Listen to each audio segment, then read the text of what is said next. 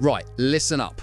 Because what I'm about to tell you could completely reshape Newcastle United's future for the next decade, and I'm not exaggerating. Whilst everyone's been focused on injuries and match fitness, there's been a massive strategic shift happening behind the scenes at St James's Park that nobody saw coming. But before we get to that absolute bombshell, and trust me, you'll want to stick around for this one, we've got two other crucial stories that every Toon fan needs to know about right now.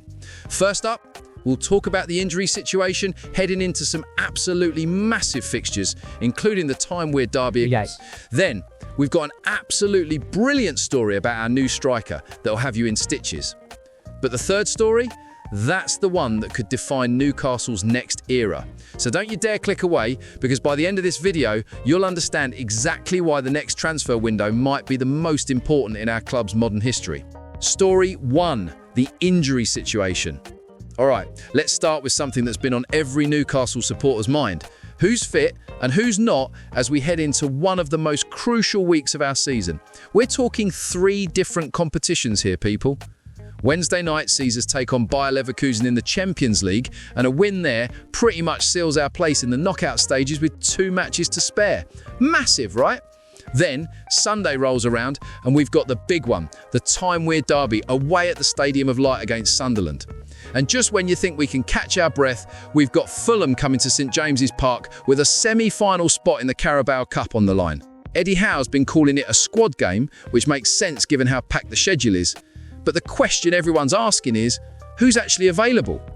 Let's start with Nick Pope. Now, there were some calls to drop him after that mistake in Marseille, but ultimately, the decision got made for Howe when Pope picked up a groin problem just before our brilliant 4-1 victory at Everton. The good news, it's not serious. The less good news, he's likely to be out for about 2 to 3 weeks. Howe's targeting a return around Christmas time, possibly for that Boxing Day trip to Manchester United. Not ideal timing, but it could be worse.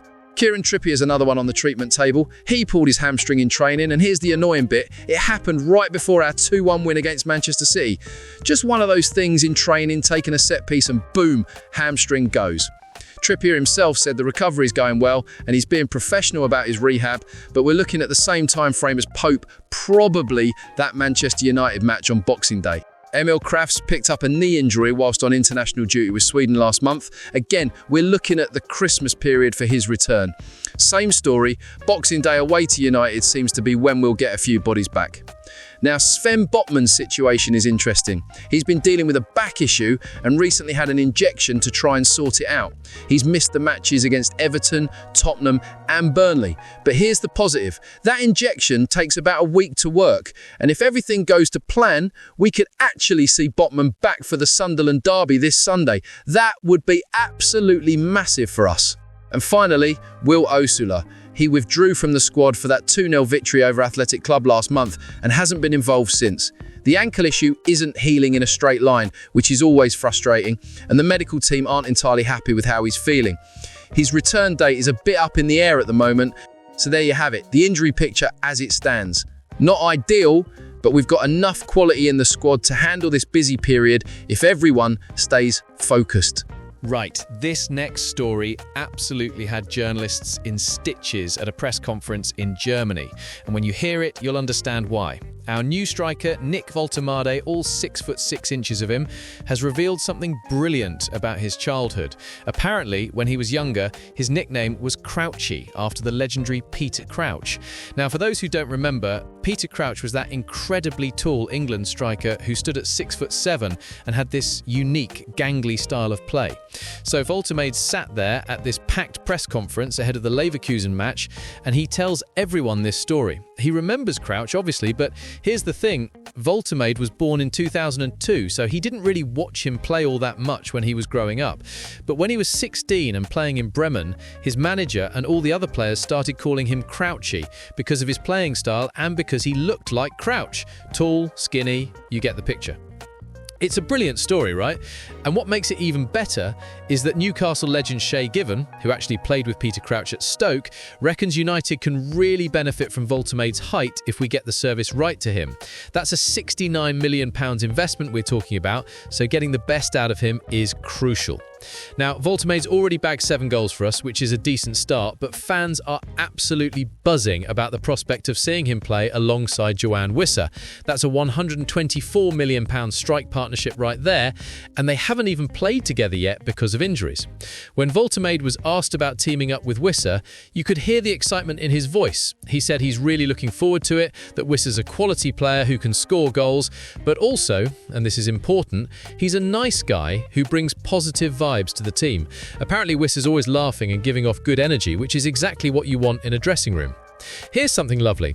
Voltemade's name was being chanted into the cold German air by thousands of Newcastle fans who made the trip to Leverkusen. They'll absolutely raise the roof if he scores against his former Bundesliga rivals.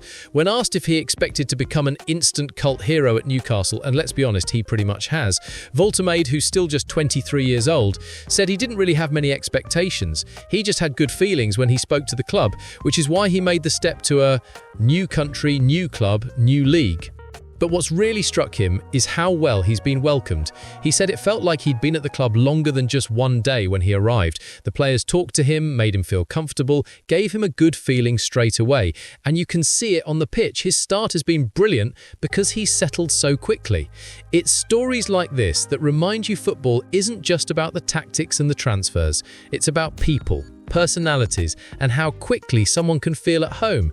And by the sound of it, Voltemade feels right at home on Tyneside. Right, here we go. This is the big one, the story I told you about at the start. And honestly, this could be absolutely transformative for Newcastle United. According to reports from ESPN, Newcastle are planning to target the Brazilian market next summer. Now, before you think, yeah, everyone does that, let me explain why this is different and why our new sporting director, Ross Wilson, is the key to all of this, now set to follow. We're talking about a proper, structured approach to identifying and signing young South American talent before they become mega money moves. Now, don't expect anything in January. The club are likely to target more established European players in the winter window. But come next summer, we're going all in on this Brazilian market strategy. Look at what Chelsea have done. They've brought in players like Andre Santos, Estevao, David Washington, and Angelo Gabriel. Esteval's already made an immediate impact since joining from Palmeiras. Forest's Igor Jesus, who Wilson signed, is having a brilliant first Premier League campaign. This isn't some random punt, this is a proven strategy. Currently, our only Brazilian players are Joe Linton and Bruno Guimaraes, though both came to us via European clubs, Hoffenheim and Lyon respectively. So this will be us going directly to the source, getting these talents before they move to Europe and their prices skyrocket. We've had youngsters come through our own academy, Lewis Maley, Sean Longstaff and Elliot Anderson, though only Maley remains at the club now with Longstaff at Leeds and Anderson at Forest. But imagine combining that academy development with top Brazilian prospects. That's a recipe for building something truly special. So who are we potentially looking at? Let's run through some of the names that are attracting serious attention. First up, Breno Biden. He's a 19-year-old midfielder at Corinthians and he's been absolutely brilliant.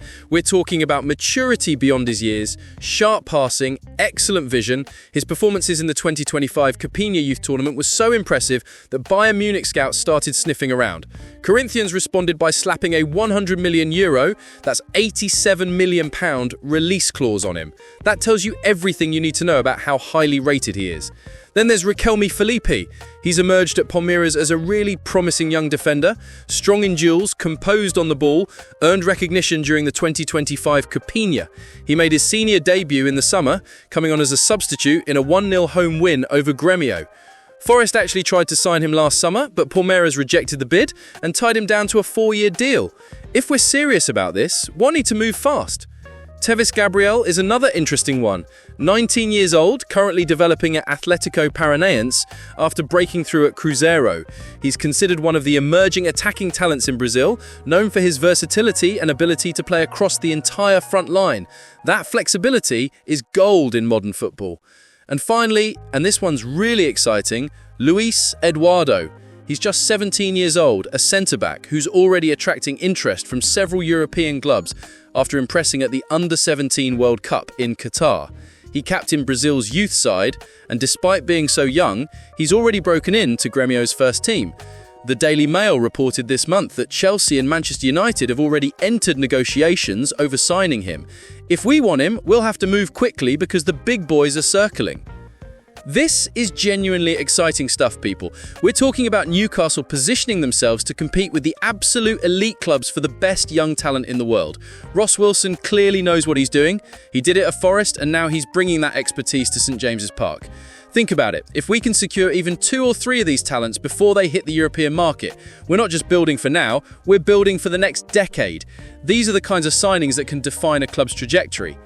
So there you have it, your 3 big Newcastle stories for today.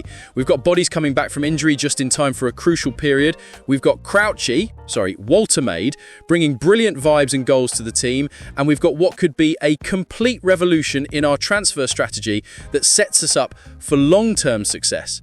That Brazilian blueprint, that's the one that could change everything. Whilst other clubs are paying premium prices for established stars, we could be getting these talents early, developing them, and watching them become world beaters in black and white stripes. If you enjoyed this breakdown, make sure you hit that like button, subscribe if you haven't already, and drop a comment telling me which of those Brazilian prospects you'd most like to see at Newcastle. And don't forget to turn on notifications so you don't miss our next video.